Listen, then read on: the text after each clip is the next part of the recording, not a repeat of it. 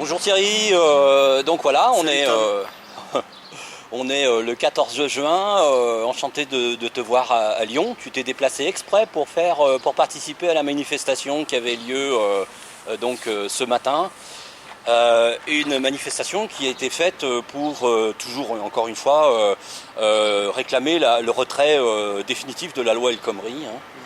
Voilà, quel est ton sentiment par rapport à cette affaire? Tu dis exprès, comme tout le monde, et comme pas assez de monde, je dirais. Parce que même si on dit qu'il y a eu à peu près 10 000 personnes, je trouve que c'est toujours peu par rapport à la masse de la population d'une ville comme Lyon et ses alentours.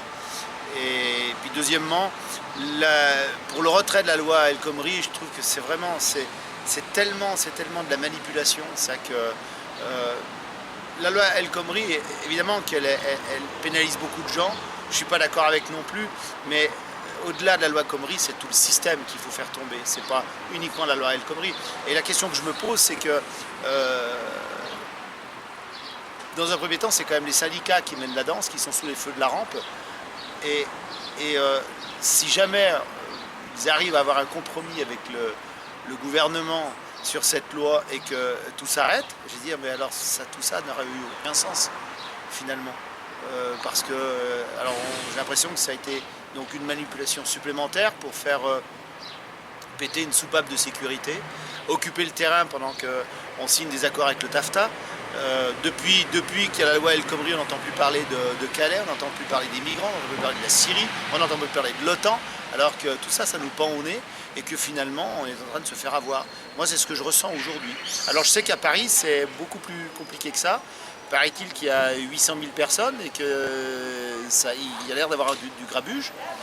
Oui, on a assisté ensemble c'est dommage. Par périscope. Et en même temps, il oui. faudra peut-être passer par là, quoi. C'est peut-être un mal nécessaire. D'accord. Donc pour toi, en fait, est-ce que les syndicats, en particulier la CGT, jouent le rôle encore de soupape de sécurité pour le gouvernement? Ou est-ce que, menacés par la loi El Khomri, et surtout par la base, ils auraient peut-être décidé finalement de jouer la carte de la contestation? Mais vraiment, c'est pas... Non, pour moi, les syndicats aujourd'hui, c'est quelque chose c'est du dépassé. C'est du dépassé parce que, chiffre à l'appui, on vous dit que les syndicats représentent 8% de la masse salariale. En fait, je crois qu'on est nettement en dessous de ces chiffres-là. Et je me suis amusé à faire des petits calculs. Et quand on prend syndicat par syndicat, ceux qui sont majoritaires au prud'homme, etc., et en fait, on s'aperçoit que donc il s'appelle Martinez, là, qui négocie. Apparemment, c'est lui qui négocie avec le gouvernement. Eh bien, le syndicat de Martinez, ça n'enlève rien à sa démarche. Hein. Je pense que ce qu'il fait est légitime. Hein. Je ne veux pas lui casser du sucre sous le dos. Néanmoins, il représente 1,01% de la population qui discute avec un système qu'aujourd'hui, plus de 90% des gens du pays ne veulent plus. Alors, qui discute avec qui ? Et nous, qu'est-ce qu'on est? Quand les gens vous parlent des 99%, c'est nous les 99%. C'est nous qui sommes là et nous, on a l'impression qu'on n'est pas concernés. Alors effectivement, quand il y a des manifestations, on voit des drapeaux de la CFDT, Force ouvrière, etc., des gens motivés qui défendent leurs droits et ils ont raison. Ils ont raison. Mais ce que je reproche à tout ça, c'est que c'est toujours très corporatif. Où sont les gens du RSI? Où sont les paysans? Alors ils vont sortir quand d'un seul coup ils vont se réveiller parce que le prix du lait va encore chuter ou parce que leurs entreprises sont encore en train de se casser la gueule. Elles sont tous les jours en train de se casser la gueule. Et le lait, tous les jours, il chute. Le problème, c'est un manque de solidarité qu'il y a dans ce pays. Et ça, c'est le gros problème. Si aujourd'hui, les gens, et quand je dis si, le si, j'ai écrit il n'y a pas très longtemps que le si était le plus grand des remparts. Le plus grand des remparts de ce qu'on pourrait faire aujourd'hui. Si on enlève le si et puis dire on fait, on aura gagné du terrain. Et si, entre guillemets, tout le monde, ensemble, se bouge pour la même cause, c'est-à-dire changer notre système, qui de toute façon n'est plus un système démocratique, on va gagner. Bien sûr qu'on va gagner. Les gens n'ont pas conscience de la puissance de feu qu'on peut avoir avec la masse populaire. Et ça, c'est une chose très importante qu'il faut savoir. Dans ce cadre-là, ça signifie que tu penses que les élections de 2017 ne changeront strictement rien? ne changeront rien parce que les dés sont pipés. Bien sûr que les dés sont pipés. D'ailleurs, ils sont bien débrouillés pour que les législatives soient après les présidentielles. On fignole le truc, terminé. Mais enfin, les présidentielles, ça n'a plus aucun sens non plus, franchement. C'est pas démocratique, c'est une monarchie. Comment on peut imaginer voter pour un seul homme qui lui-même va faire son gouvernement avec des gens qui ne sont pas forcément des élus? Macron en est la preuve. Un mec qui sort de la banque Rothschild, ça n'a jamais été un élu. Et il va faire son gouvernement. Et ensuite, il y a des élections législatives. Alors, théoriquement, dans notre système, dans notre constitution, et c'est comme ça que ça devrait fonctionner, mais ça ne fonctionne pas comme ça, le législateur est l'élu qui a toute la confiance de la population, qui lui vote pour la population, parce qu'on lui a donné sa confiance, mais ce n'est plus le cas. Et il doit voter, et c'est l'exécutif qui doit exécuter le travail. Sauf que c'est à l'envers. C'est à l'envers. Le président, qui devrait être un arbitre, n'est plus un arbitre. Il dicte, et c'est là que ça prend tout son sens, c'est un dictateur. Il dicte à son gouvernement, donc l'exécutif, la démarche à suivre. Le gouvernement arrive à l'Assemblée, et à coup de 49.3 ou d'autres choses, il vous dit « nous décrétons que ». Et à l'Assemblée, comme les députés ne font pas leur boulot, de toute façon l'hémicycle, la plupart du temps, il est vide. J'en veux pour preuve, moi j'ai vu une fois, et c'est régulier, ils étaient 13 dans l'hémicycle à 5h du matin. Cazeneuve, qui était ministre de l'économie à ce moment-là, mais bon, ça se répète chaque fois. Hein. Nous décrétons que, et il balance le micro, fini, terminé. Et on ne vote pas. Si on ne vote pas, c'est pas antidémocratique par définition. Le 49.3, on vous dit que c'est constitutionnel. Moi, je ne suis pas d'accord. C'est quand même au peuple de bouger la Constitution. La Constitution, c'est le peuple qui doit l'écrire, la faire. Aujourd'hui, la Constitution, non seulement... Alors, il y a beaucoup de gens qui veulent aujourd'hui la changer. Je pense déjà qu'il faudrait pouvoir l'appliquer. Il faut l'appliquer. C'est la première des choses. Aujourd'hui, elle n'est pas appliquée, elle est bafouée. Les lois, la France n'est plus un état de droit. C'est un pays où on bafoue les lois, où les magistrats sont des crapules, sont des salopards. Et moi, je n'ai pas peur de le dire. Aujourd'hui, on m'a attaqué pour outrage parce que j'ai osé dire que les magistrats étaient des salopards. Il faut aller voir dans le dictionnaire ce que ça veut dire, salopard. Ça veut bien dire ce que ça veut dire. C'est pas un outrage. On peut m'attaquer en diffamation si on veut, mais je peux vous prouver que je dis la vérité. D'accord. Est-ce que tu as des informations de dernière minute, je dirais, ou des derniers jours, peut-être un livre qu'on t'a confié, que tu voudrais peut-être... Non, c'est quelqu'un qui m'a donné un livre, je sais pas, je vais le lire, je sais pas, on rencontre un tas de gens sur les manifestations, on essaye de communiquer un maximum, mais c'est toujours pas assez. Non, moi ce que je souhaiterais dire, et le message que j'aimerais faire passer, c'est de dire aux gens qu'il faut qu'ils communiquent entre eux et qu'ils communiquent parce qu'on n'a pas l'outil nécessaire pour créer le lien entre les gens. Aujourd'hui, si ce que je peux dire, c'est que par exemple, je prends une presse comme la tienne ou comme Infolibre que j'ai contacté il n'y a pas très longtemps, qui est en train de mourir parce que ils n'arrivent pas à vivre. Financièrement, ils n'y arrivent pas. Ils ne peuvent pas aller sur le terrain, ça coûte de l'argent, de se déplacer, de faire tout ça, et ils ne peuvent pas parce qu'ils ne sont pas financés par l'État, eux. Hein. Alors que les chaînes nationales vous balancent n'importe quelle merde. On est désinformé, on n'a pas la réelle information, et à partir de ce moment-là, eh bien, on ne pourra pas avancer. Donc c'est pour ça qu'il faut qu'on puisse aller les uns vers les autres, il faut qu'on puisse communiquer. Et puis il y a urgence, surtout je pense qu'il y a urgence. Il ne faut pas croire que ça va se faire tout seul, que ça va tomber du ciel. Je crois que j'ai commencé à faire des vidéos il y a à peu près 2 ans. J'ai l'impression chaque fois de me répéter. Oui, les choses bougent, elles avancent quand même un petit peu. On sent qu'on rencontre de plus en plus de gens qui sont de plus en plus réveillés, qui sont informés. Mais à mon sens, toujours pas assez, et ça va pas assez vite. Alors peut-être que je suis pressé. Je suis pressé parce que je me rends compte que peut-être que ceux qui sont réveillés depuis un moment, ils ont 1 ou 2 longueurs d'avance et qu'on voit les autres qui pétouillent. Et ça fait mal. Franchement, moi, ça me fait souffrir. Ça me fait souffrir de voir que des gens sont pas sensibles à ce qui arrive aujourd'hui. Je veux dire, il y a des choses qui arrivent à des gens à côté de nous. On est sensible à ça parce qu'on se sent concerné. À partir du moment où on n'est pas concerné, il y a des gens, on peut leur dire, vous pouvez marcher dans la rue à Paris, il y a des SDF qui dorment sur les cartons, on banalise, on s'en fout, on passe à côté. Personnellement, il y a des gens qui ne se sentent pas concernés parce qu'ils ne sont pas touchés par ce qui arrive aujourd'hui. même si leur voisin est au chômage, même si ils n'arrivent pas à joindre les deux bouts, s'ils ont un travail mais qu'ils ne peuvent pas vivre comme ils veulent, eh bien c'est pas grave parce que eux-mêmes, ça va bien. Donc mais ça ira pas bien éternellement pour eux non plus. Eh ben, oui, mais le problème, c'est qu'aujourd'hui, on a un manque de solidarité, de tolérance, et que quand on aura remis le mot solidarité et tolérance, enfin les mots solidarité et tolérance au cœur du débat, on pourra peut-être avancer.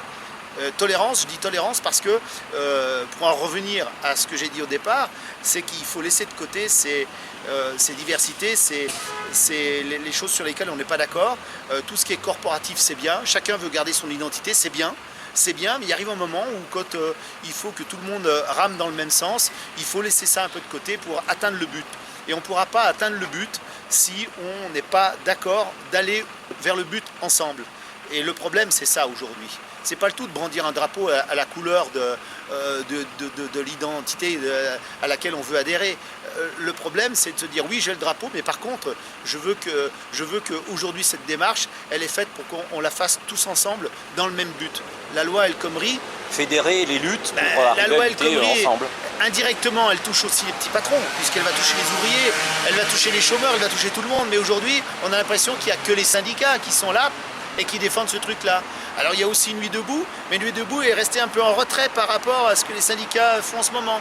Oui. D'où, je pense, la manipulation de l'État quand même. Ils ont dit, tiens, on va un petit peu étouffer le truc, on va foutre les syndicats, parce que les syndicats, on les maîtrise, parce que c'est nous qui leur donnons à bouffer. Donc voilà, je veux dire, si demain, les gens qui sont syndiqués, les syndicats vivent qu'avec l'argent des cotisations, ça ne sera pas la même chose. Aujourd'hui, jusqu'à preuve du contraire, quelqu'un qui n'est pas syndiqué, dans aucun syndicat, il paye quand même les syndicats sur sa fiche de paye. Donc c'est un peu plus facile. Okay. Et ta situation personnelle, peut-être veux-tu en parler un petit peu ou pas? Non, ma situation personnelle, je vais dire que je la gère, elle est compliquée comme la situation personnelle de beaucoup de Français, donc c'est même pas la peine de s'étaler dessus. Moi j'ai la chance de pouvoir avoir du caractère et de l'aide de certaines personnes qui ont un côté juridique, je veux dire, important.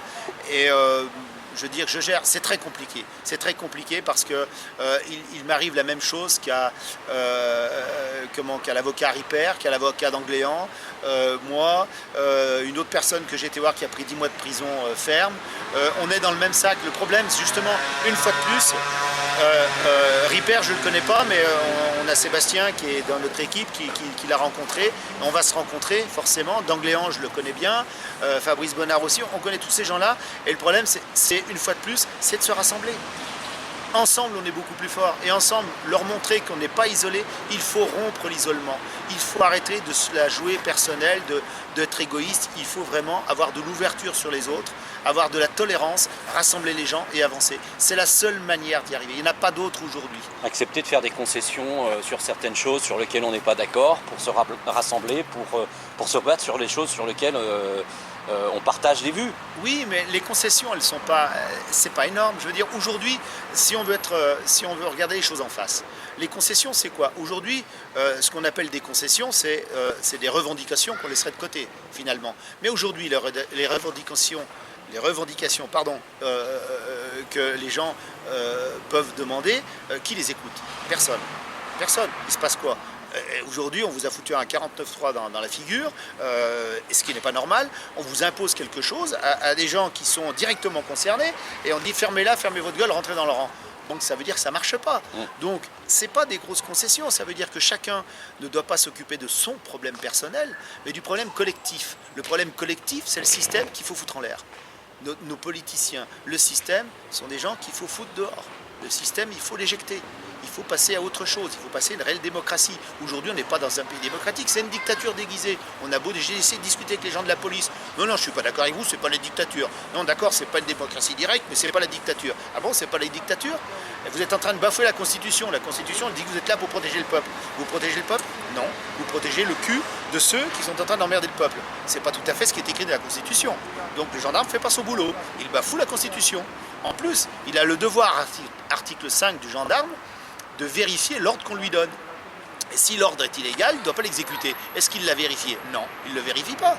C'est-à-dire qu'on est hors Constitution, il ne le vérifie pas, donc on est dans un état de dictature avec une répression policière. Voilà. C'est peut-être pour ça d'ailleurs qu'aujourd'hui, au cours de la manifestation contre la loi El Khomri à Paris, les échauffourées ont apparemment pris une dimension assez inhabituelle. Ben oui, c'est ce que j'ai pu voir sur les vidéos en Cannes, là, comme ça. Je trouve ça regrettable qu'on en arrive là, parce que je ne suis pas quelqu'un de violent, je préfère que les choses se règlent pacifiquement. Malheureusement, je pense qu'on va être obligé d'en passer par là, puisque de toute façon, on ne peut pas se faire entendre, que démocratiquement, on ne peut pas se faire entendre, et que par la force des choses, il va falloir faire autrement.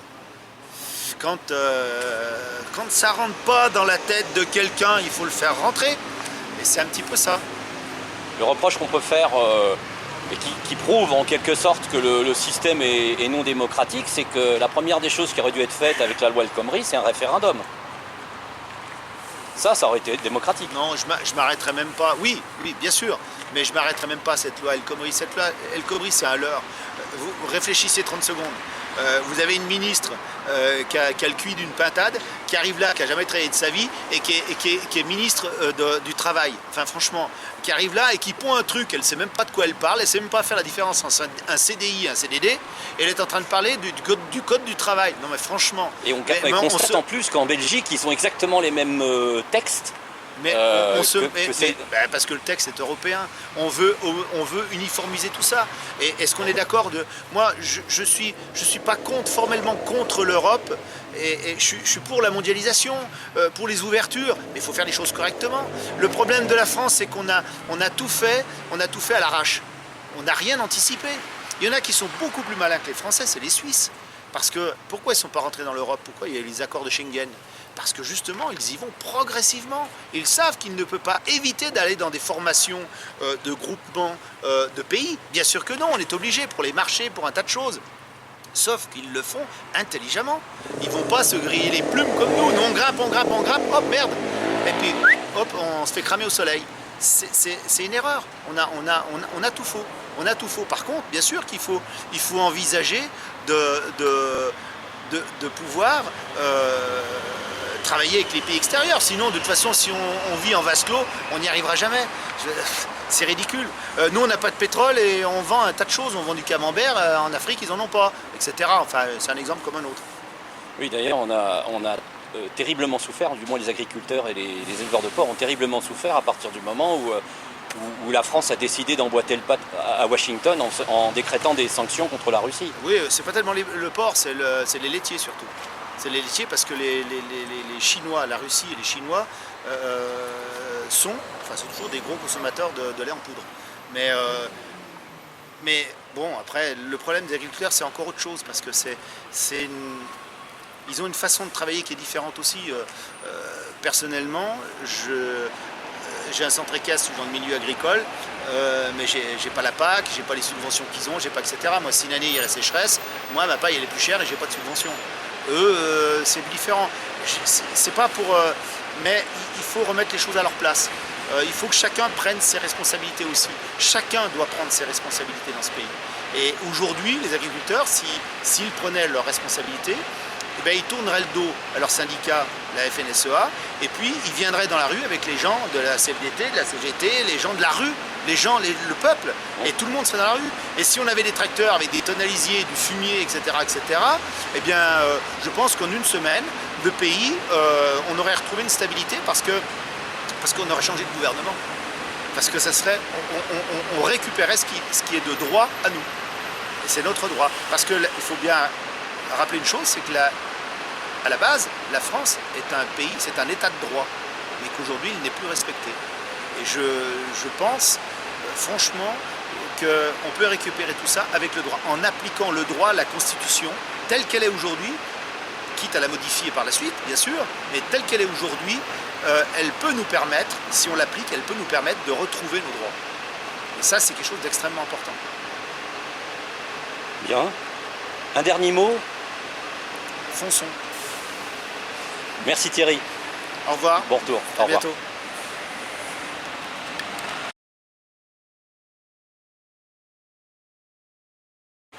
Tiens, prends ton drapeau. T'as mis en route? Oui. Tu prends? Oui. Ça prend le son bien, hein? Pas trop. Non. Alors, Moi, je voulais juste rajouter un petit truc parce qu'en fait... Rapproche-toi de la caméra. Ouais, Le verrou. Je veux bien qu'on le voit. Pendant la manifestation, on s'est fait interpeller 2-3 fois. Mon ami Tom qui est là avec son drapeau. Et on s'est fait traiter de facho parce qu'on avait le drapeau français. Comme ça, et qu'est-ce que c'est que cette croix, etc., des fachos, etc. Ce qui veut simplement dire que la plupart des Français aujourd'hui ne connaissent pas l'histoire de France. Et que c'est quand même le drapeau de la résistance, le drapeau français de la résistance, et qu'aujourd'hui on est quand même des résistants. Et c'est quand même triste de voir qu'on se fait huer et traiter de facho parce qu'on a le drapeau de la résistance française. C'est quand même la base de ce qui se passe aujourd'hui. Il faut pas rêver, c'est que tous les syndicats qui défilent aujourd'hui, ils sont nés de la résistance. Donc, du CNR, du CNR. Donc il faut quand même le dire. Et il faut un petit peu que les gens, ou alors il faut qu'ils retournent à l'école. Pas tous. Il y en a eu des personnes qui étaient aguerries, il faut le dire. Non, bien sûr, pas tous. Mais même le peu de gens, quand on ne sait pas, déjà, on ne vient pas dire qu'on est facho. On va dire, tiens, qu'est-ce que c'est? Et puis là, on peut répondre, parce qu'on répond très gentiment pour dire ce que c'est. Mais quand on vient d'emblée dire à quelqu'un qu'on est facho parce qu'on a le drapeau de la résistance, là, ça irrite un petit peu. C'est comme un symbole, la résistance. Quand même, quelque part. Il faut savoir que les résistances, c'est quand même, sont à l'origine de la sécurité sociale. Les acquis sociaux. Quelque part, même si on dit que je suis contre la sécurité sociale, ce qui est faux, je ne suis pas contre la sécurité sociale, je suis contre le principe qui en est fait aujourd'hui. Contre la non-application des directives européennes au sein de l'État français. C'est même pas les directives européennes. Au-delà de ça, aujourd'hui, j'ai appris beaucoup de choses et je pourrais m'en expliquer une autre fois. Mais enfin voilà. Donc ça, c'est important de le souligner. Merci Tom.